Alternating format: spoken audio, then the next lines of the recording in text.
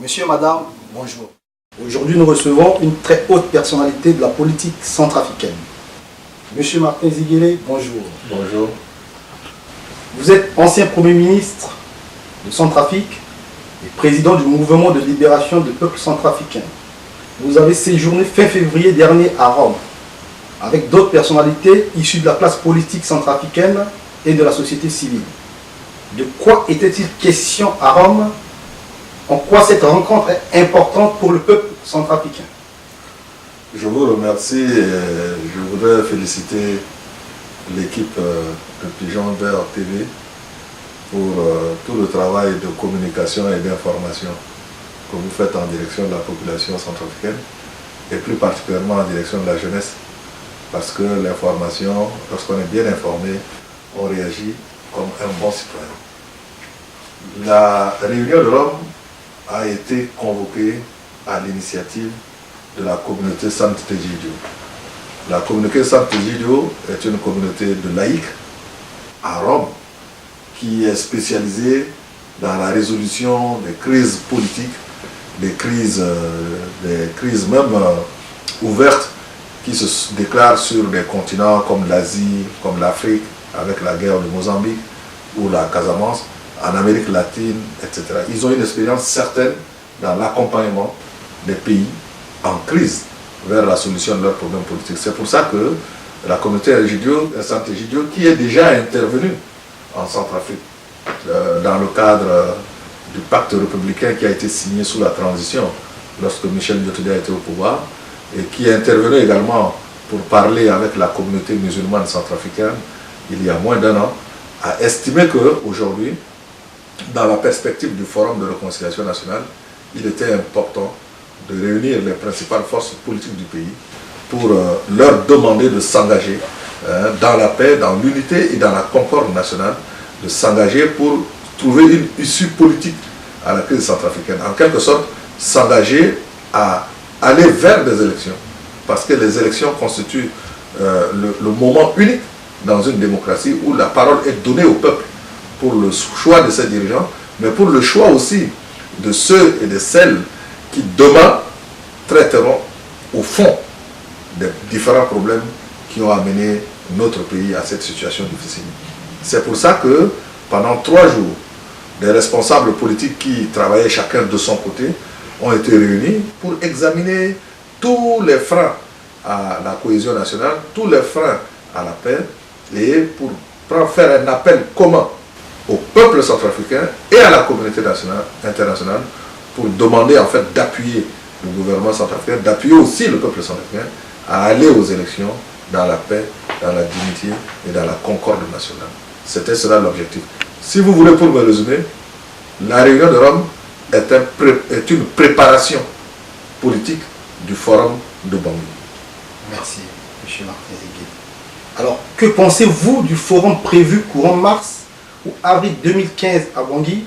Dans quel état d'esprit irez-vous à ce forum? Qu'attendez-vous de cette rencontre nationale entre Centrafricains? Je voudrais d'abord, très sincèrement, féliciter les hommes et les femmes qui se sont battus pour que les consultations à la base aient lieu après la réunion de Brazzaville qui a consacré l'accord de signature de cessation, la signature de l'accord de cessation des hostilités. Pourquoi je dis ça? Parce que après la réunion de Brazzaville, vous avez assisté comme moi à une implosion de violence dans tout le pays. Et les Centrafricains ne comprenaient plus qu'est-ce qui se passait.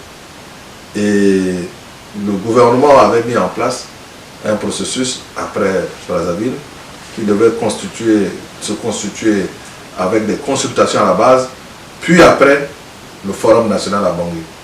Et à un moment donné, le principe même des consultations à la base avait été sujet à discussion. Parce que beaucoup de personnes, beaucoup d'institutions pensaient que pour gagner du temps, il ne fallait pas faire les consultations à la base. Nous autres partis politiques, le MLPC particulièrement, l'Alliance des forces démocratiques pour la transition, nous avons fait un travail d'explication, un travail de persuasion de chacun des partenaires qu'on ne pouvait pas sauter par-dessus les consultations à la base. Pourquoi? Parce que nous sommes le seul pays en Afrique où depuis notre indépendance, il n'y a jamais eu d'élection locale. C'est-à-dire en réalité, la parole n'a jamais été donnée à la population centrafricaine sur ses conditions de vie, sur ses aspirations à la base. On a toujours privilégié, si vous voulez, la démocratie au sommet. C'est-à-dire l'élection des présidents de la République, l'élection des députés. Et la crise que nous venons de vivre prouve que beaucoup d'attention, l'attention voulue n'a pas été portée aux problèmes de nos compatriotes à la base. Et je dois féliciter tous ceux qui ont admis la nécessité, j'allais dire l'évidence, de mener cette consultation à la base. Parce que beaucoup de choses ont été dites par les Centrafricaines et les Centrafricains. Les Centrafricains ont ouvert leur cœur. Ils ont dit, et ils sont en train de dire, qu'est-ce qu'ils veulent, qu'est-ce qu'ils ne veulent surtout pas. Ils sont en train de crier leur aspiration à la paix, à l'unité, à un mieux vivre ensemble, en respectant un certain nombre de principes, en se respectant la coexistence entre des personnes, fils et filles d'un même pays, mais qui sont d'origines diverses et qui sont de croyances diverses. Et donc la diversité, par les consultations à la base, sont en train de se transformer plutôt en une richesse qu'en un sujet de bataille. Et donc, vous me demandez comment le MLPC est engagé. Le MLPC est fondamentalement engagé parce que par des déclarations, par des marches, nous avons dit par des conférences de presse sur place au pays, par mes déplacements en province au pays.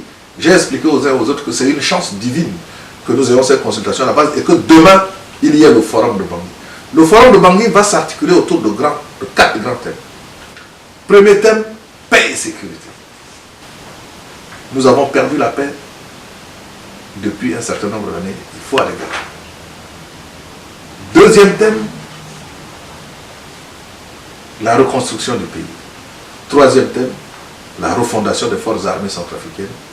Et enfin, quatrième thème, comment nous allons voir l'avenir de notre pays. Et l'ensemble de cette thématique-là doivent déboucher sur des décisions opérationnelles. C'est-à-dire demain le DDR, demain la restructuration des forces armées centrafricaines, demain comment construire notre économie, demain comment lutter contre la prédation, demain comment lutter contre la corruption. Donc, à mon avis, et puis surtout, sortir de ce forum avec un calendrier précis pour les élections. Parce que dans toute crise politique au monde, l'issue se fait par les élections. Les Centrafricains et les Centrafricaines doivent choisir des dirigeants légitimes en qui elles ont confiance pour continuer le travail de stabilisation et de reconstruction de notre pays dans la paix, dans l'unité et dans la concorde nationale. Merci. Alors, si on vous demandait de savoir brièvement les 4 grandes lignes du programme politique que vous soumettrez à l'attention des électeurs centrafricains. Le congrès extraordinaire du MLPC m'a fait l'honneur pour la 3e fois de me désigner le 22 novembre 2014 comme candidat du parti aux prochaines échéances présidentielles. Nous n'allons pas aux élections parce que nous sommes un parti politique. Nous allons aux élections parce que nous avons l'expérience du pouvoir. Nous sommes un parti issu du peuple, un parti de masse. Donc nous vivons dans notre chair les souffrances du peuple. Et justement avec la petite et la modeste expérience que nous avons dans la gestion des affaires d'État, nous savons ce qu'il faut faire et surtout ce qu'il ne faut pas faire dans un pays. Je le dis très humblement, très modestement.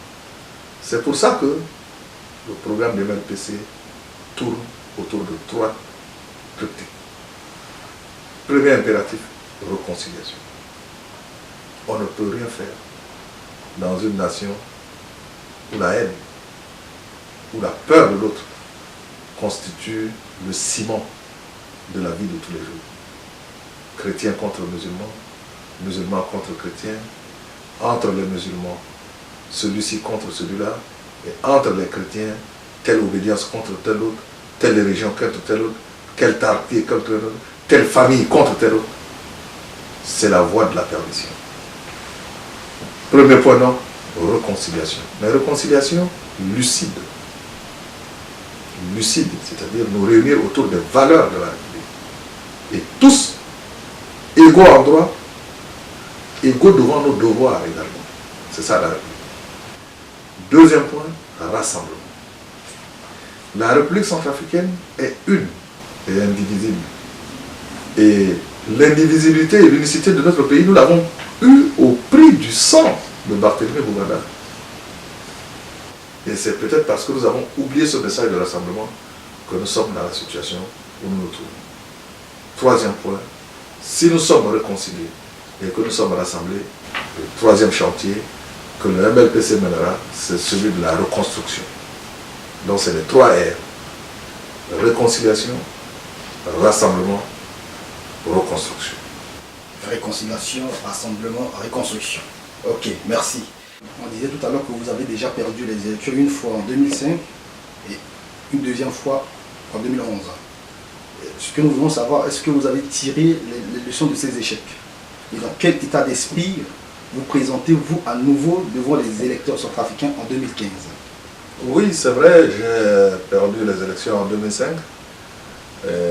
Mais il faut souligner que quand j'avais perdu les élections en 2005, j'étais au second tour contre un chef d'État en place et je l'ai félicité pour sa victoire, pour démontrer que nous sommes effectivement des républicains et des démocrates. En 2011, nous avons perdu les élections parce que c'était des élections truquées. D'ailleurs, ce sont ces élections-là qui ont conduit notre pays à une crise politique qui se perdure, qui se perpétue jusqu'à aujourd'hui.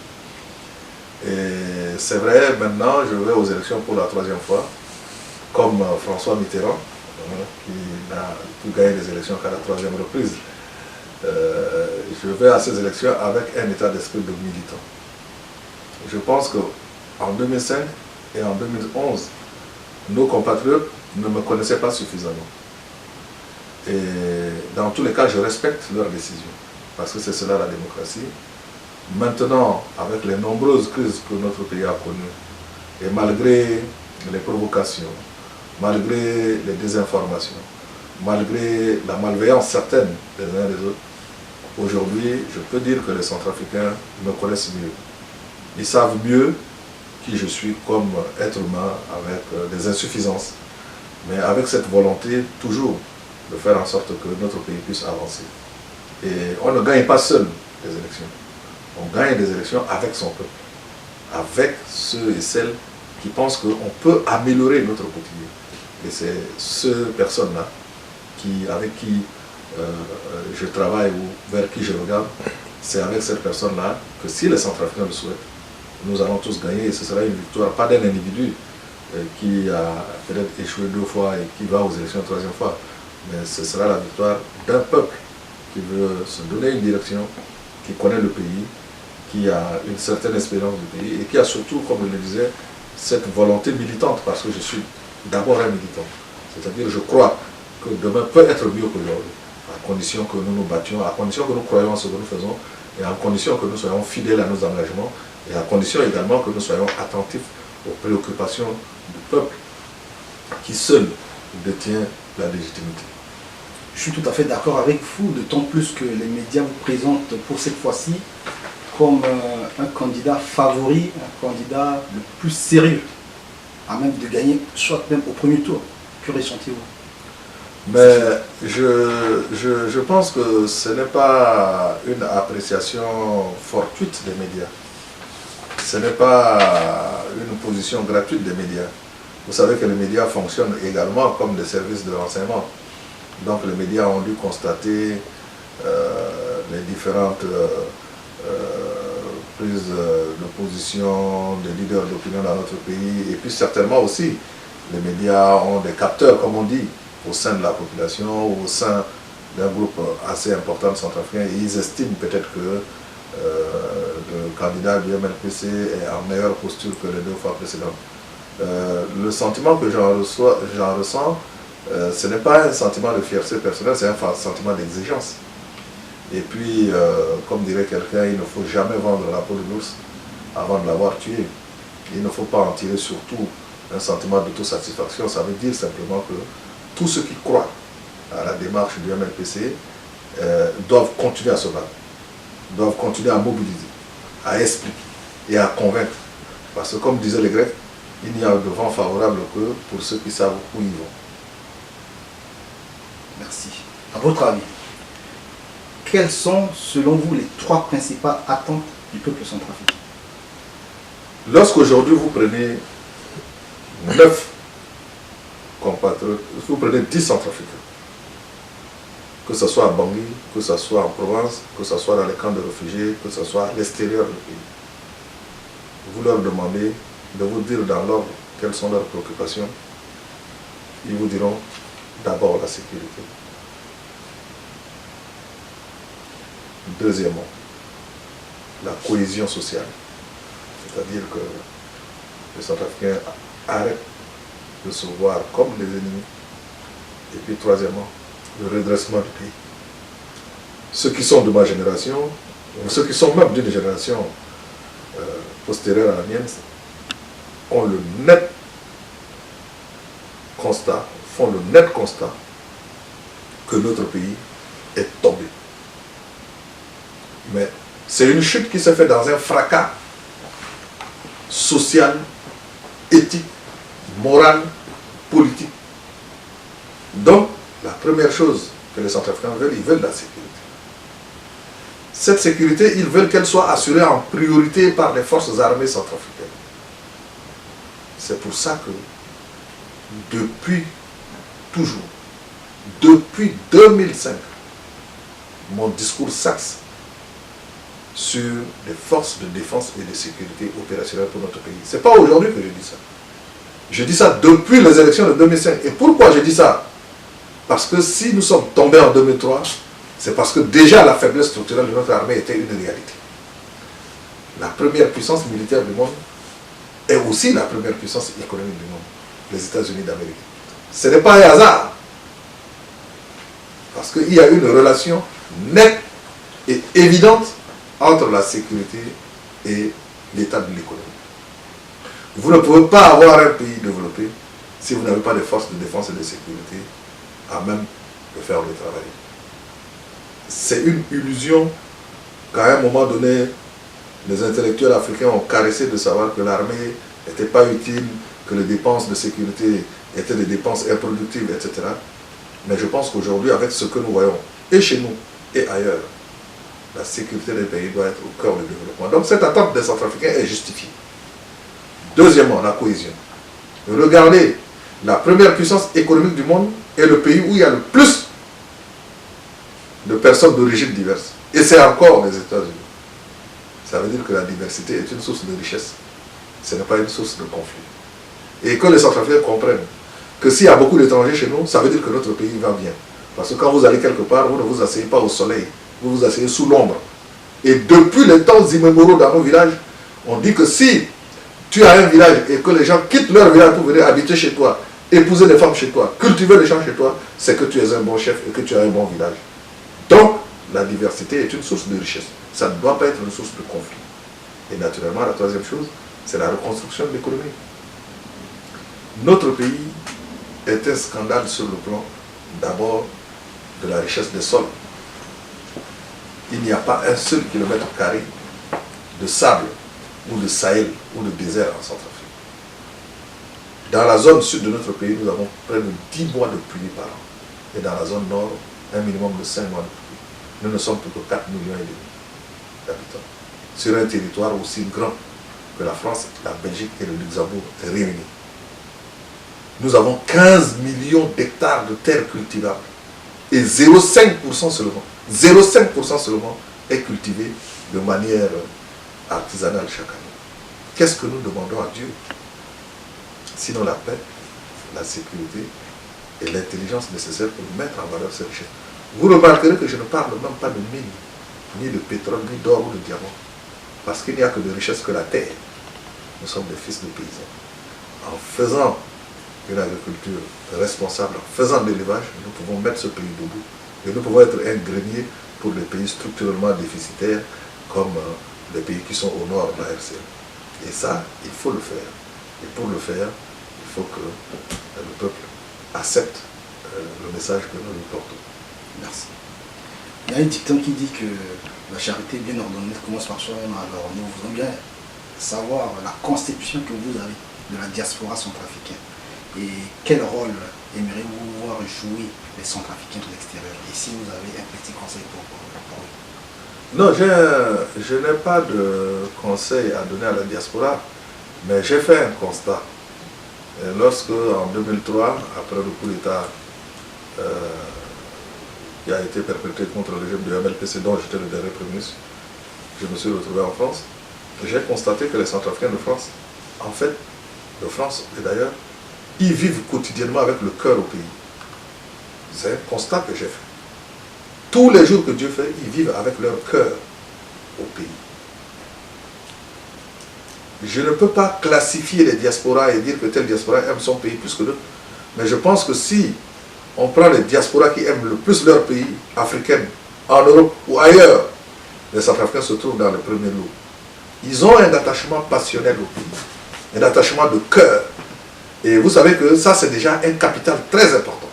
Le fait qu'ils ne se détournent pas de leur pays et qu'ils pensent que leur pays est leur priorité quotidienne, c'est un capital qu'il faut exploiter.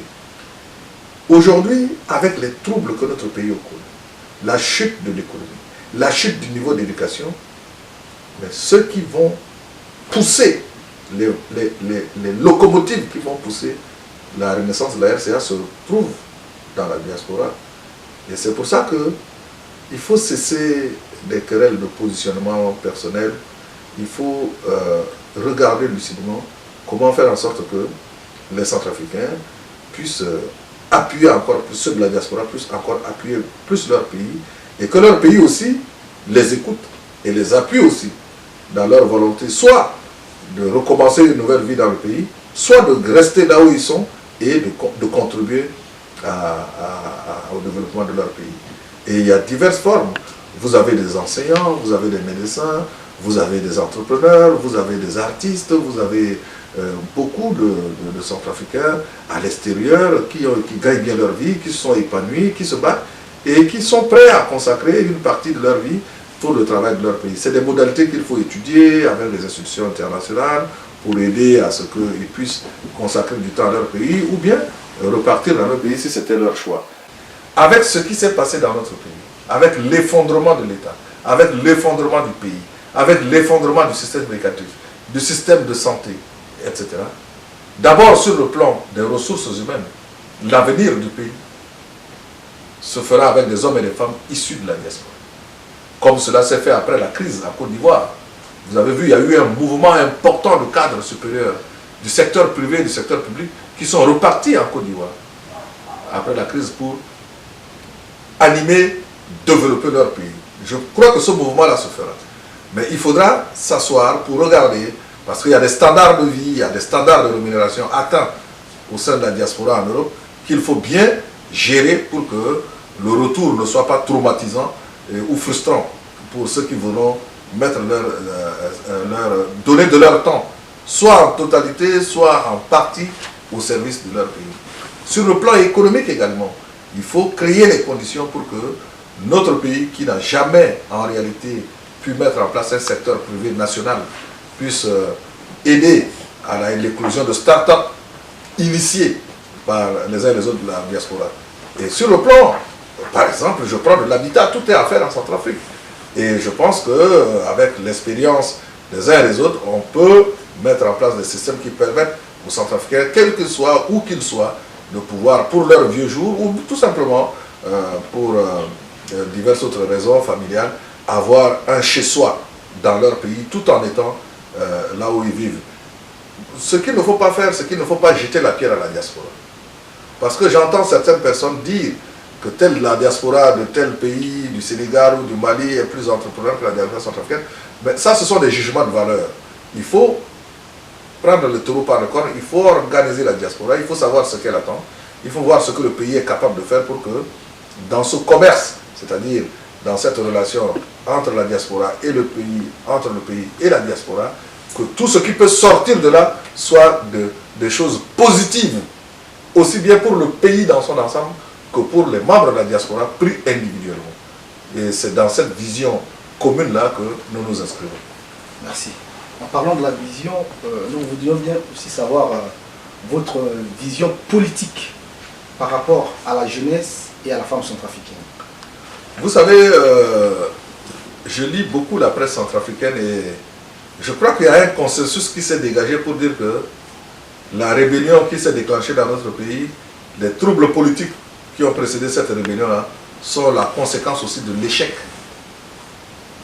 des réponses publiques, des réponses des politiques publiques par rapport aux préoccupations de la jeunesse centrafricaine. Ce n'est un secret pour personne que la jeunesse centrafricaine est livrée à elle-même. Il n'y a pas d'école, il n'y a pas de centre de formation, il n'y a pas d'activité digne de ce nom génératrice de revenus, il n'y a pas d'emploi valorisant. On a laissé tomber progressivement pendant les années les préoccupations fondamentales de la jeunesse. Chaque régime, y compris le mien, est passé au pouvoir, c'est tenu seulement au niveau incantatoire pour dire que la jeunesse est l'avenir d'un pays, mais concrètement, qu'est-ce que nous avons fait pour la jeunesse? Lorsque vous prenez le niveau de l'éducation, lorsque vous prenez l'emploi des jeunes, nous sommes l'un des rares pays au monde où il n'y a même pas de statistiques de chômage des jeunes. Parce qu'en fait, tous les jeunes sont des chômeurs. Et quelques rares peuvent avoir une place dans la fonction publique ou une dizaine de places dans le secteur public. Et il est clair que pour que ce pays réamorce la pompe, il faut qu'il fasse une politique de la jeunesse. Entendons-nous bien. Une politique de la jeunesse, ça ne veut pas dire qu'il faut promettre aux jeunes de les recruter tous dans la fonction publique. C'est de la démagogie. Et nous, nous y refusons. Il faut donner une formation aux jeunes. Une formation dans les métiers, parce que des jeunes qui vont à l'école, qui ne peuvent pas aller en 6e, ou qui vont en 6e, qui ne peuvent pas arriver en 3e, ou qui arrivent en 3e, qui ne peuvent pas arriver en terminale. Il faut qu'à chaque carrefour, les jeunes trouvent un accompagnement pour apprendre un métier. Pour qu'on arrête de voir des spectacles de jeunes à Bangui, ou à l'intérieur du pays, où dès le matin, les jeunes jouent aux cartes, jouent au Kisoro, ils jouent au damier, parce qu'ils n'ont rien à faire. Ils ne peuvent pas aller à l'école. Ils ne peuvent pas non plus apprendre un métier. Et lorsqu'ils arrivent à l'âge adulte, ils deviennent des problèmes sociaux. Et vous les retrouvez en bataillon entier, en train de soutenir les groupes armés, en train de faire la guerre, pour se donner les moyens d'une existence. Parce que hier ou avant-hier, on ne leur a pas donné les moyens de se construire un métier. Et je pense que, en dehors de toute polémique, cette question de l'emploi de la jeunesse centrafricaine est au cœur de la problématique. Parce que c'est de ce que fera cette jeunesse-là que dépendra l'avenir de la RCA demain, que dépendra la stabilité de la RCA demain. Parce que par définition, ceux qui sont jeunes aujourd'hui, c'est eux qui vont diriger le pays demain. Et nous qui aujourd'hui avons atteint cet âge qui n'est pas loin de la retraite, demain nous ne serons plus là. Et quel sera le sort de la République centrafricaine? Sinon, ce qu'en feront les jeunes. Et un jeune formé, un jeune éduqué, c'est une assurance touriste. Et je sais de quoi je parle pour l'avenir d'un pays. Merci. Nous savons également que vous avez beaucoup travaillé pour faire adhérer le MLPC à l'international socialisme. Vous avez aussi une très bonne relation avec le Parti socialiste français et avec d'autres États africains. Et nous voudrions maintenant savoir quels sont les états de ces relations-là. Le MLPC est un parti de gauche. C'est un parti social-démocrate. C'est un parti socialiste, c'est un parti progressiste. Et c'est avec le soutien du Parti socialiste français, du Parti socialiste belge et d'autres partis politiques progressistes en Afrique que nous avons été admis par acclamation à l'international socialiste en juin 2007 à Athènes en Grèce. Juin 2008, je m'excuse, à Athènes en Grèce. Nous avons été admis par acclamation. Pourquoi? Parce que tous les pays, tous les partis qui nous ont soutenus pour être admis par acclamation ont constaté que le MLPC est un parti fondamentalement démocratique. Parce que nous n'avons jamais tenté de prendre le pouvoir par la force dans ce pays. Au contraire, nous avons été toujours victimes des voies de fer et des violences politiques. Nous n'avons jamais appelé au renversement des institutions par des armes et nous n'avons jamais pris des armes pour renverser ou tenter de renverser les institutions. Donc, comme je le dis souvent, nous sommes issus du peuple et nous ne croyons qu'au verdict du peuple. Parce que toute légitimité pour un démocrate vient du peuple. Nos relations actuellement sont excellentes avec tous les partis membres de l'international socialiste. Et je veux encore vous dire plus. Le MLPC, il y a 3 ans, a été invité à être membre fondateur de l'Alliance progressiste mondiale, qui est aussi un regroupement des partis progressistes du monde entier. Et nous avons été invités par le PSD, le Parti social-démocrate allemand, à être membre fondateur. Et nous avons été en Allemagne, à Leipzig, pour signer l'acte fondateur de l'Alliance progressiste mondiale, comme nous sommes membres de l'Alliance de l'Internationale socialiste, aux côtés du Parti socialiste français, du Parti socialiste belge, ou à côté d'autres partis socialistes partout dans le monde, sur les 5 continents. Il y a plus de 180 partis progressistes qui sont membres de l'Internationale socialiste, et nous sommes en excellente relation, je le répète, avec tous nos frères, tous les partis frères. Et non seulement nos relations sont excellentes, mais nous avons une coopération aussi très forte. Ils nous aident dans le domaine de la formation, dans le domaine de la formation de nos cadres, parce que nous avons une école du parti qui fonctionne grâce à ce soutien. Ils nous aident également dans le domaine de la réflexion et de la démarche de la stratégie politique, parce que nous nous échangeons régulièrement sur cette problématique. Et je vous apprends que dans un mois, le MLPC a été invité encore à participer à la réunion du Comité Afrique de l'Internationale socialiste qui sera organisée à Bamako au Mali. Bravo, Monsieur le Président, pour les faits de guerre que vous venez d'énumérer. Ainsi donc, on observe que vous faites preuve d'un dynamisme politique extraordinaire. Pouvez-vous nous dire qu'est-ce qui vous aide à tenir malgré les épreuves? Enfin, ce que vous constatez comme dynamisme a son fondement dans, j'allais dire, l'engagement des militants du parti. Lorsque vous êtes militant dans un parti, c'est que vous croyez à une cause. Nous croyons à la cause centrafricaine, nous croyons que cette cause-là est juste, et nous croyons qu'aucun sacrifice n'est trop grand pour satisfaire cet objectif. Donc, c'est un parcours, c'est une démarche de militant. Donc notre foi, c'est la foi d'un militant. Et notre force, nous le tirons de la justesse de cette cause-là, et puis surtout de la solidarité, de la vision commune que nous partageons avec les militants, avec les sympathisants du MLPC, mais aujourd'hui avec une partie de plus en plus grande de nos compatriotes centrafricains qui estiment à juste titre que les préoccupations que nous mettons en avant sont leurs propres préoccupations. Donc, dans toute l'histoire de la République centrafricaine, vous êtes le seul Premier ministre à faire arrêter son ministre. Est-ce que vous le référez éventuellement? En général, je fais ce que je dis. Et ce que je crois, je le fais. Je pense que le plus grand mal que notre pays connaît et est connu a un seul nom, la prédation. Vous pouvez décliner ça sous tous les termes, la corruption, l'accaparement des biens, la captation illicite de ressources. Tout cela, c'est la prédation. Et je pense qu'on ne peut pas avancer si nous ne luttons pas de manière déterminée contre la prédation. Et quand le président Ange Félix Patassé, paix à son âme, m'a désigné comme Premier ministre, la première chose que je lui ai dit, c'est que Président, je me battrai contre tous ceux qui prennent 1 centime de l'État d'une caisse A pour le mettre dans leur poche, ou d'une caisse B pour le mettre dans leur poche. Et chaque personne qui doit de l'argent à l'État le paiera. Et celui qui vole l'État, je me battrai contre lui. Et c'est comme ça que nous avons lancé l'initiative main propre. Il y a eu ce ministre d'État aux Finances qui a été arrêté, mais il y a eu aussi d'autres ministres qui ont été inquiétés. Il y a eu d'autres responsables gouvernementaux, d'entreprises, etc., etc., et leurs complices qui ont également été poursuivis. Et j'en ai payé le prix le plus élevé. Parce que non seulement je m'en suis fait des ennemis à titre personnel, mais vous savez également que même lorsque le KNK est venu au pouvoir, un certain nombre d'animateurs de ce parti, hier ou aujourd'hui, étaient également impliqués dans ces détournements et ont été, à juste titre, poursuivis et même emprisonnés.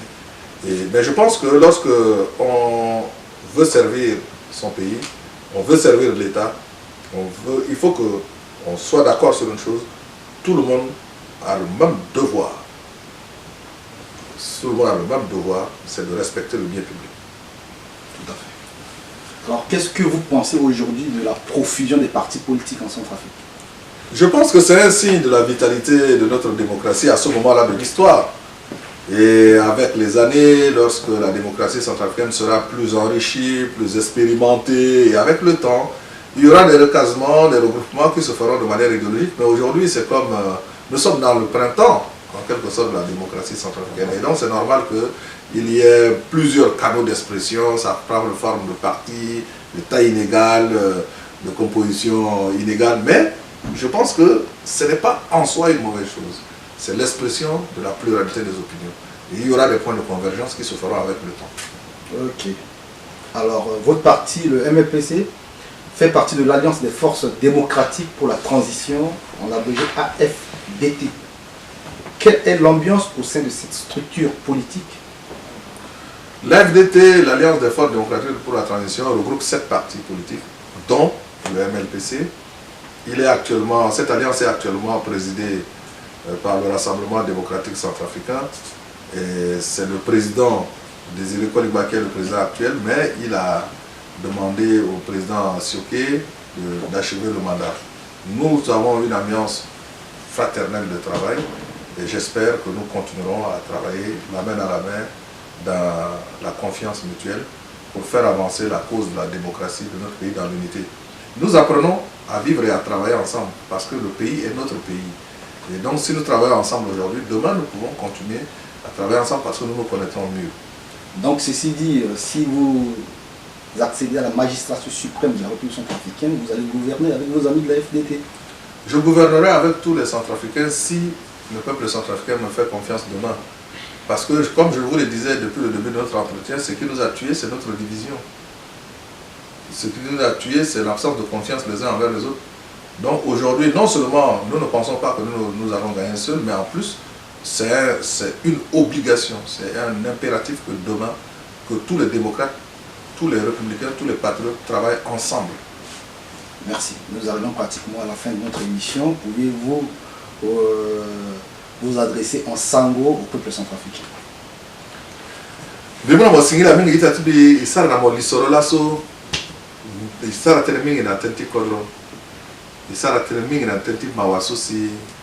Haitati abana kodro. Et ça tene mingi na tenti toto. Et ça tene mingi aussi na tenti kekeleke. Parce que là so na kodoti kwe RCA. Azo ko na yata keta kodro ko apika katra. Kitele ko la kota bungu kundu sa sara na bangi. Na tize so aga tene. Amone yiti kodro ko aga bungu si amatere si atenti kodro. Yeso asobeti amone yiti RCA ko la so afanye. Aga tenti sirili. Il est quoi parce qu'il va pas signer. À ça, là, soit Hongous, si je crois là, il a tout quoi, du tout. À Centrafricain, il n'y a pas si. Mais à terre, quand tu as réfugié à Kodro Wande, en Bénimingi, il y a Kodro Terre, à la Mona, les gens, à la Mona, Timonda, Tongala Yama. Pas si à que Mingi, quand il y a que Mingi. Donc, cause de ce Yunda, à que Syrie. Et comment pour ce qui est MPC, et que tu dis que le Syrie à qui la Kodro, tu te ramènes le Kodro, soit que va passer la Kodro Wande aussi, à la qui la Kodro.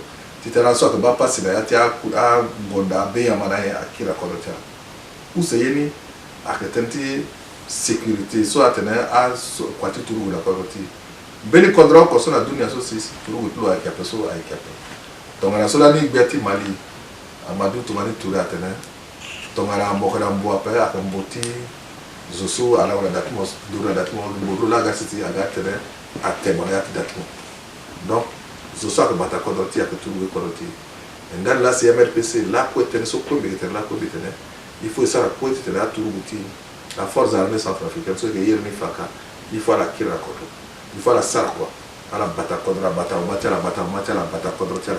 Et ça passe à la Sénat, à la Mossé également, même délégation des Nations Unies, soit Garabangi, soit Yeda, à Téléa, Yeda Titane, à Turuguti Kodoti, à Kira Moukwatala, soit à Johnny Mingi. Et Otani, à Ketenti Mossorti Kodoti.